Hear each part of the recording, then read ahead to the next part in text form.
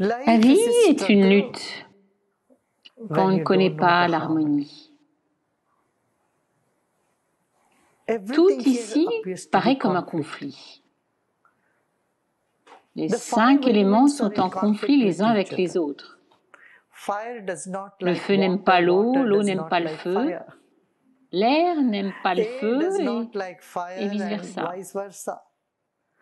Tous les 5 éléments dans cette création, en fait 4 éléments, le 5e est un témoin, les 4 éléments sont en conflit. De la même manière, dans votre corps, il y a conflit.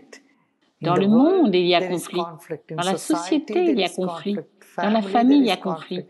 Il y a conflit entre les jeunes et les vieux, les sages et les stupides. Parce que l'univers est fait d'opposés. Comme il est fait d'opposés, les conflits opposés sont forcément là. La guerre est inévitable. Mais qu'est-ce qui peut faire changer ce scénario? C'est l'intervention du divin.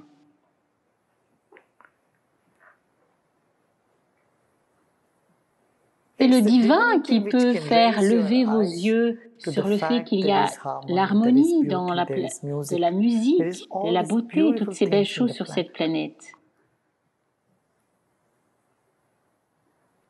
C'est votre esprit qui apprécie quelque chose et en fait une pièce décorative, une ikebana, ou alors il le jette à la poubelle.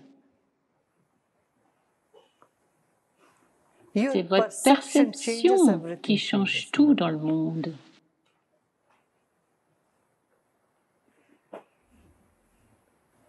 Et quand vous êtes aveugle,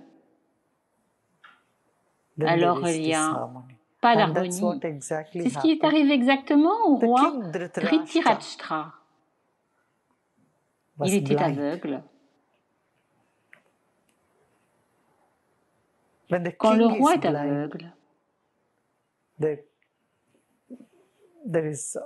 il y a la guerre, c'est inévitable. Le chef d'une famille est arrogant et aveugle, alors tout le monde dans la famille souffre.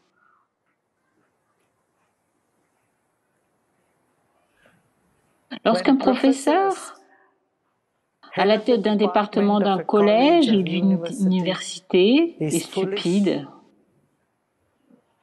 ne reconnaît pas les vrais talents, parce que le filtre de la frustration et contamine tout le reste. La même chose avec n'importe quel business, quoi que vous fassiez. À chaque fois que la tête est aveugle, il y a leur souffrance pour les autres. Mais la souffrance ne retombe pas, elle revient dans la tête.